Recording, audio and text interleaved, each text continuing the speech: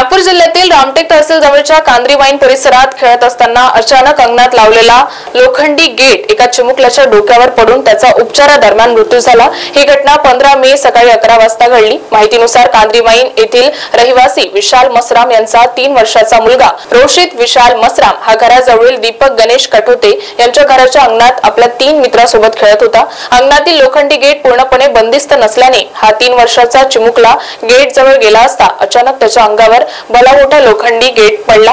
यात त्याच्या डोक्याला जबर मार लागला।